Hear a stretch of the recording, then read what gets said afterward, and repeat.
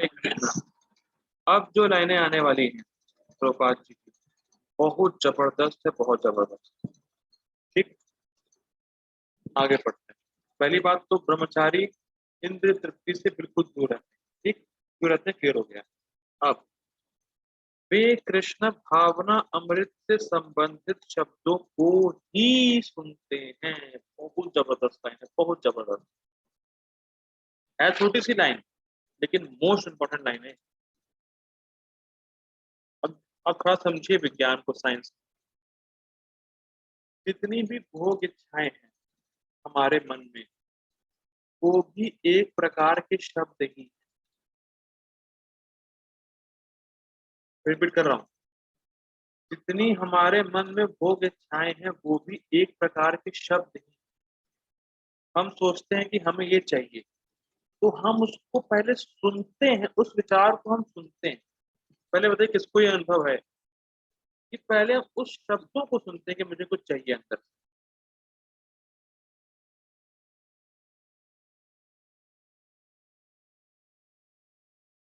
सही कह रहे हैं।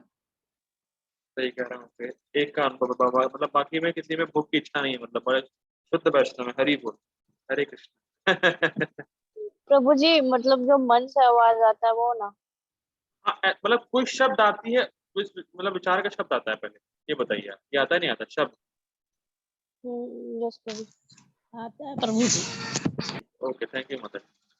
तो विचारों, जो विचार भी है हमारे, जो भोग इच्छाएं हैं, वो एक शब्द के फॉर्म में, बड़े सूक्ष्म शब्द है ये। भक्ति विज्ञान महाराज है कि एक मतलब सीरीज है, मैं भेज दूंगा। उसमें उन्होंने बताया कि वेदों, मतलब वेदों में वर्णन है कि बहुत सारे शब्द होते हैं। तो विचार जो हमारे हैं, वो भी एक तरीके से शब्द ही है, लेकिन वो सूक्ष्म शब्द है। वो है लेक्चर है, ठीक है, भेज दूंगा। तो हम जो भी, मतलब जो भी इच्छाएं हैं भोग की, तो हम उन उन विचारों को पहले सुनते हैं अपने हृदय।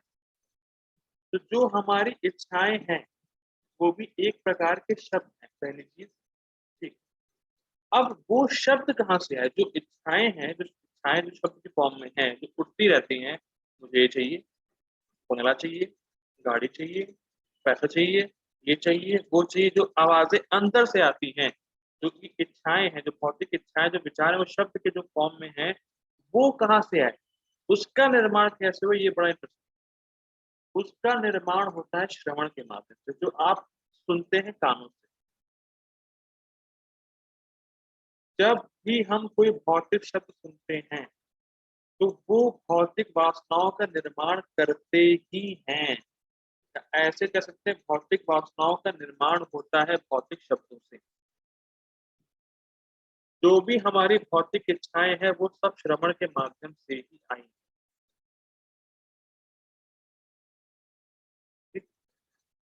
कोई भी जो इच्छा आई है, आप लोग देख लीजिएगा, जिसका आपको पहले अनुभव नहीं था, वो श्रवण से ही आई। फिर रिपीट कर रहा हूँ, जो इच्छा का आपको अनुभव नहीं था, वो श्रवण के माध्यम से ही इच्छा आपके अंदर आई। जैसे फॉर एग्जाम्पल, मान लीजिए कोई शराब नहीं पीता और शराब पीने का अनुभव भी नहीं, तो हम लोगों ने देखा था, जहाँ जो देखा नहीं, जो सुना नहीं, वहां मन नहीं जाएगा। तो मान लीजिए आप बहुत कुछ देख रहे हैं, आपने शराब नहीं पी, किसी ने व्यक्ति ने शराब नहीं पी, ठीक, और वो देखता है शराब, शराब के दुकानों को देखता है, लेकिन क्या है, कुछ तो मतलब ही नहीं है। लेकिन अगर मान लीजिए कोई शराबी है, और शराबी से उसने शराब के गुणगान सुने, कितनी अच्छी है, इतना ये है, इतना वो है, तुरंत उसके मन में शराब पीने की इच्छा आ जाएगी। और शराब के केस में नहीं होता, बहुत केस में होता है। जो भी गलत काम व्यक्ति करता है, उसको गलत लोगों से पहले श्रवण ही करता है, तभी उसके मन में गलत इच्छा आती है। क्या है, बहुत प्रैक्टिकल है, आप लोग देख रहे हैं जीवन में अपने। यस प्रभु जी, देख। देख, इंटरेस्टिंग। जो भी भौतिक इच्छा है, वो श्रवण के ही माध्यम से। तो आप क्या सुनते हैं, जो आप सुनते हैं, फिर वो अंदर जाके शब्द बन, जो इच्छा रूपी शब्द है वो बनते हैं। ठीक, बहुत गंभीर बात मैं बता रहा हूँ। जो भी भोग की इच्छा है, तो वो जितने भोगी व्यक्ति हैं, तुम जानते हो, अरे यार कितना सुख है अमेरिका में, तुम जानते हो वहाँ कैसे लोग रहते हैं? जानते हो ये वो सुना है? अमेरिका जाना है, बात समझ में आ रही है? या कोई भी भोग आप पकड़ लीजिए, आपने नहीं किया हो लेकिन किसी से सुना हो, तो आपकी इच्छा आई हो फिर आपने वो भोग किया हो, ऐसा है। आप लोग देख पा रहे हैं, आप पहले तो कुछ वो एक्टिविटी नहीं करते थे, लेकिन किसी से सुना कि अरे ये भोग करना कितना अच्छा है, ये चीज़ कितनी अच्छी है, अब तो करना शुरू कर दी।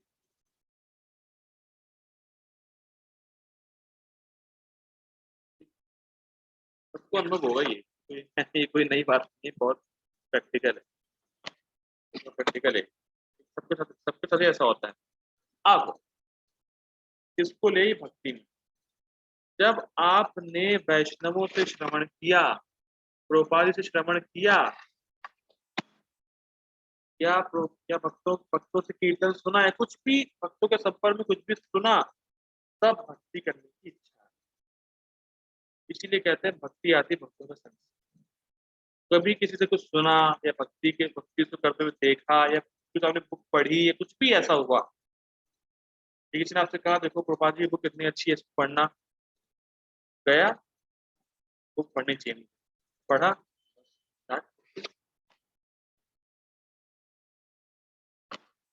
इसने बिल्कुल अपनी भक्ति से बात। तो श्रवण ही मुख्य आधार है, और श्रवण करते रहेंगे, टिके रहेंगे भक्ति।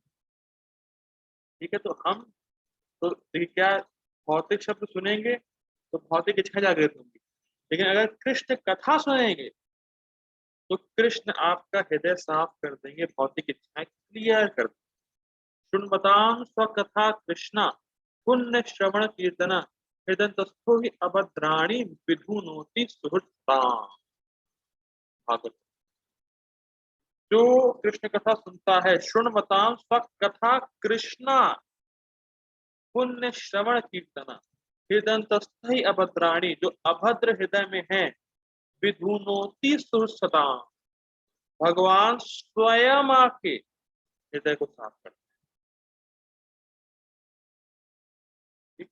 तो शब्द कितना महत्वपूर्ण, इसीलिए मैं बहुत रुक रहा हूँ यहाँ पे कि आप लोग को देखिए कि कहीं भी कोई भौतिक शब्द हो तो उससे बचें, भौतिक गाने से बचें, या भौतिक फिल्म देखने से बचें, भौतिक लोगों का संग करने से बचें, क्योंकि अगर वो करेंगे तो भौतिक वासनाएं जागृत होंगी ही होंगी, ये गारंटीड है बिल्कुल। इसीलिए महाप्रभु से पूछा गया कि वैष्णव कौन है, तो महाप्रभु ने बहुत सिंपल उत्तर दिया, असत्संग त्याग यही वैष्णव आचार।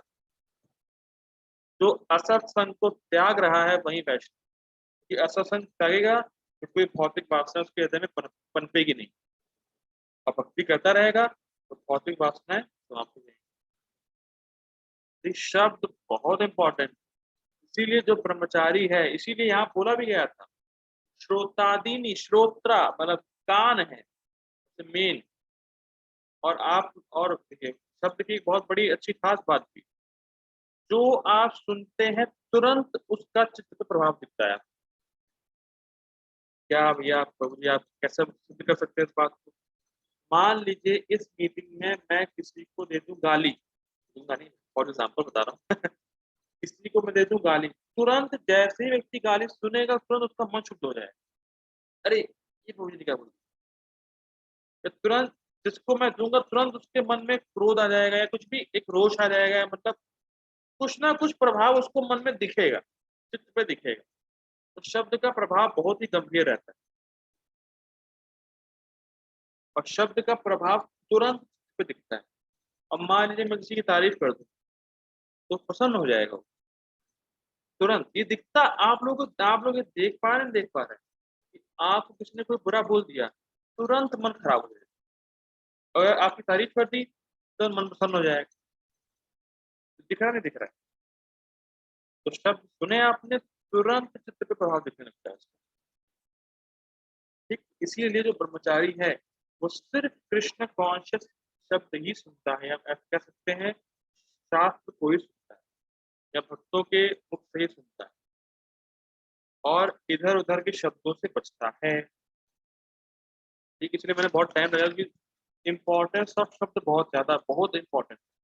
आप किसी को भी बुरा शब्द बोल दो, तुरंत वो आपसे ऐसे रूठेगा कि जैसे कुछ आपसे।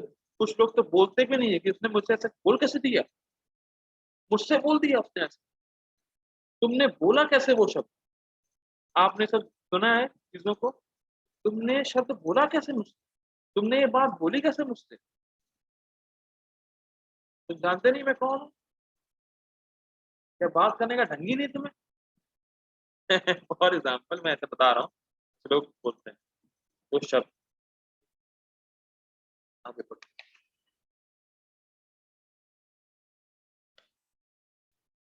अब प्रभुपाद जी जो लाइन लिख रहे हैं, हमारे भाई मानना, श्रवण ज्ञान का मूल आधार है। क्या लाइन। और प्रभुपाद जी के संबंध में बोलते हैं, जो व्यक्ति सुनने में एक्सपर्ट है, सुन के धारण करने में एक्सपर्ट है, उसको और किसी इंद्रिय, कोई भी और इंद्रिय नहीं चाहिए ज्ञान प्राप्त करने। मेरे पास कोटेशन है प्रभुपाद। जो जिसके कान एक्सपर्ट है, मतलब जो सुनने में एक्सपर्ट है और उसको धारण कर लेता है, उसको और कोई भी इंद्रिय नहीं चाहिए ज्ञान प्राप्त करने। इसीलिए मैं लगा रहता हूँ भाई, सुबह शाम तो कम से कम श्रवण कर ही लो, क्लास में आ ही जाओ। आप लोग पता नहीं कितना श्रवण करते नहीं करते घर पे, लेकिन कम से कम क्लास होगी तो कम से कम कुछ तो कान में जाएगा, कुछ तो श्रवण होगा।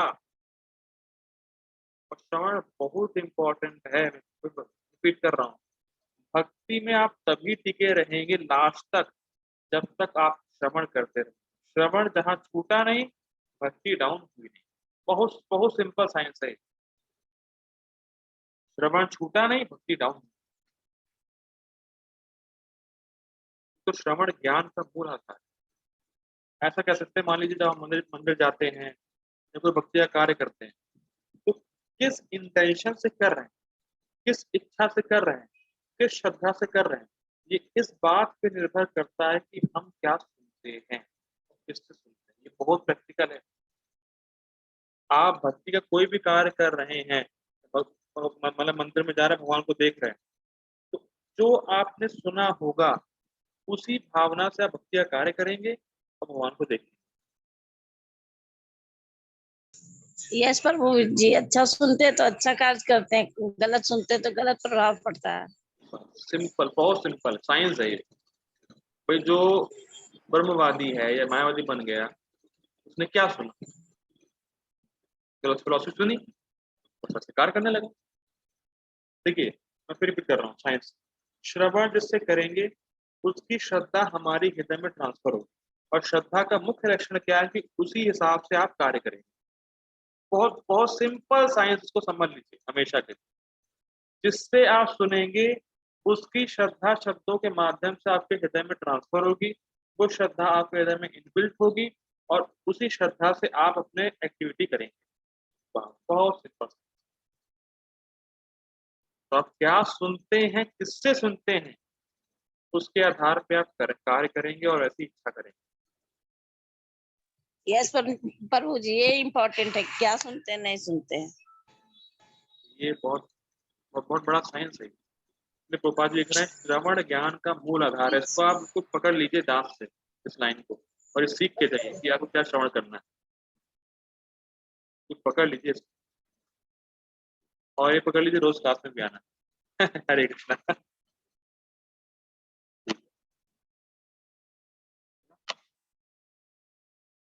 हाँ, अतः शुद्ध ब्रह्मचारी सदैव हरेर नामानुकीर्तनम, अर्थात भगवान के यश के कीर्तन तथा श्रवण में लगा रहता है। स्पष्ट।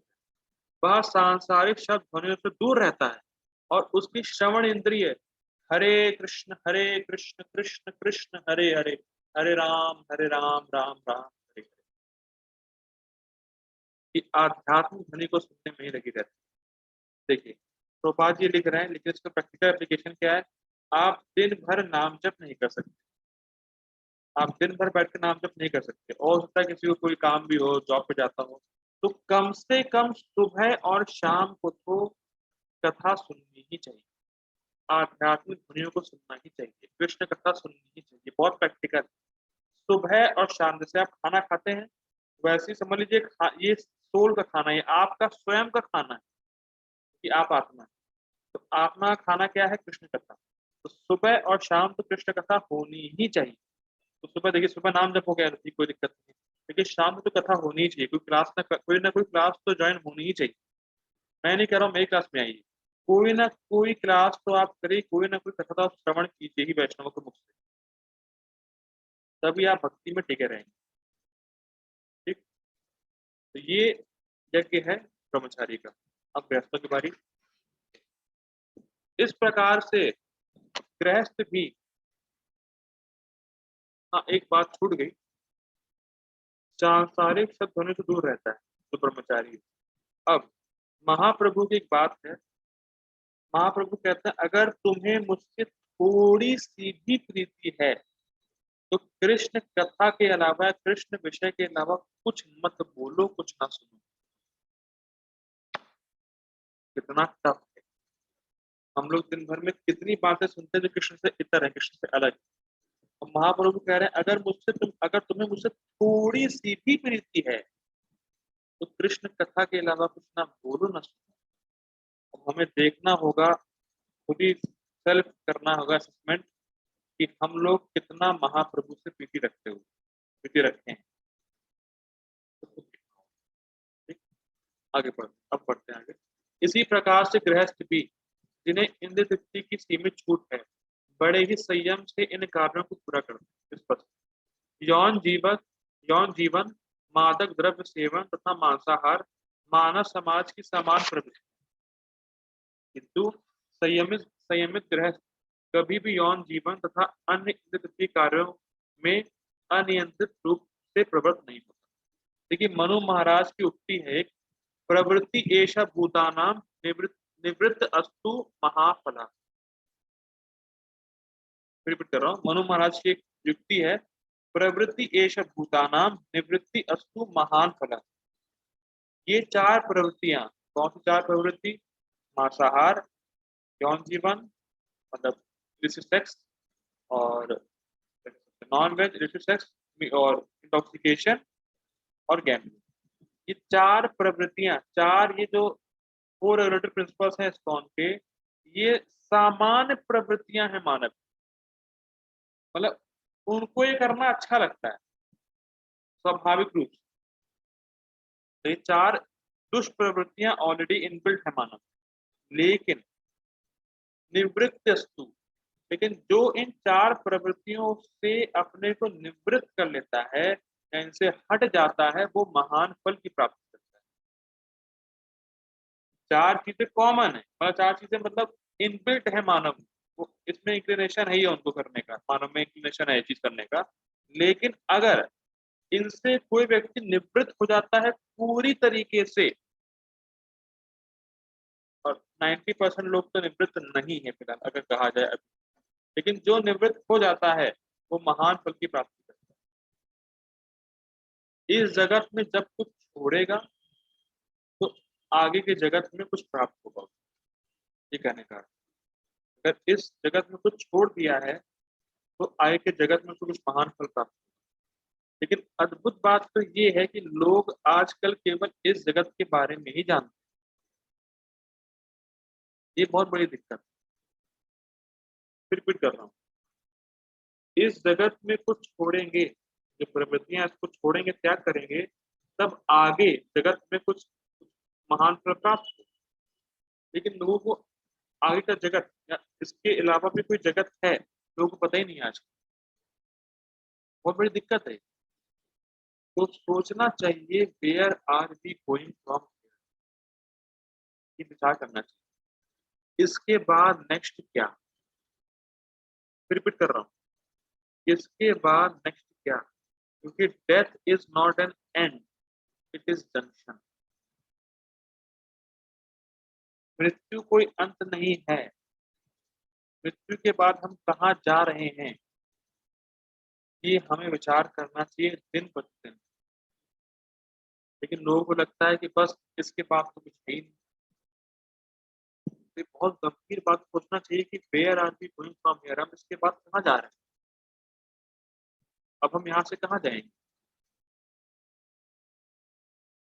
बहुत ही गंभीर बात है। आप सोचिए कि जो आपके सगे संबंधित थे, उनकी मृत्यु हो गई, वो कहाँ गए? कहाँ गए वो? कुछ पता नहीं। कम से कम आपको, तो इसीलिए गोपाल जी कहते हैं कि ह्यूमन इंटेलिजेंस इज मेंट, कि आप इसके बाद आपको कौन शरीर मिलने वाला है। ये ह्यूमन इंटेलिजेंस, यही वास्तव में इंटेलिजेंस है गोपाल जी को। इस इस बॉडी के बाद कौन सी बॉडी मिलेगी, कौन शरीर प्राप्त होगा, अब कहाँ जाएंगे, ये सब क्वेश्चन पूछने चाहिए, इस पे ये सब जानना चाहिए। ये वास्तव में ह्यूमन इंटेलिजेंस बहुत ही गंभीर है कि जो लोग, जिनको आप जानते थे जिनकी मृत्यु हो गई है, वो कहाँ गए, आपको कुछ नहीं पता। और आप कहाँ जाने वाले हैं, कम से कम ये पता होना चाहिए। ठीक? इसी उद्देश्य से प्रत्येक सभ्य समाज में धर्म विवाह का प्रचलन है, मतलब कोई पाप वगैरह ना करे। ठीक है? यह संयमित अनासक्त यौन जीवन भी एक प्रकार का यज्ञ है। गृहस्थों के लिए क्या यज्ञ है? खाली संतान उत्पत्ति के लिए स्त्री संग करें बस। ठीक, ये यज्ञ। क्योंकि संयमित गृहस्थ उच्चतर दिव्य जीवन के लिए अपनी इंद्र तृप्ति की प्रवृत्ति की आहुति कर देता है। जैसे मैंने बता रहा था, अब क्या प्राप्त होगा उसके लिए वो इस समय कुछ छोड़ेगा तो आगे कुछ प्राप्त होगा महान। ठीक है, तो हम लोगों ने क्या देखा, समराइज करता हूं मैं, क्या डिफरेंस देखा कि ब्रह्मचारी बिल्कुल इंद्र तृप्ति को रोक दिया है और गृहस्थ संयमित इंद्र तृप्ति कर रहा है और भगवान को प्रसन्न कर रहा है। संयमित इंद्र तृप्ति का मतलब ये खाली संतान उत्पत्ति के लिए वो संग कर रहा है बस। और ब्रह्मचारी जो है बिल्कुल संग नहीं करता स्त्री संग, और ब्रह्मचारी बिल्कुल कंट्रोल रखता है अपने सेंसेस पे, और गृहस्थों को लाइसेंस दिया गया है और उनके नियम का पालन करना है, वही उनके लिए यज्ञ। ठीक, तो हम लोगों ने 2 कैटेगरी देखी है, टोटल 4 कैटेगरी हो गई है। कल देखा हम लोगों ने देवताओं का एक करने वाले लोगों को, और जो निर्विशेष ब्रह्म वाले उनको देखा। आज देखा ब्रह्मचारी का और गृहस्थ का। ठीक है, और कल देखेंगे दूसरे लोग। ठीक है, रुकते हैं यहीं पे। जगत गुरु श्रील प्रभुपाद की जय। जय हरि हरे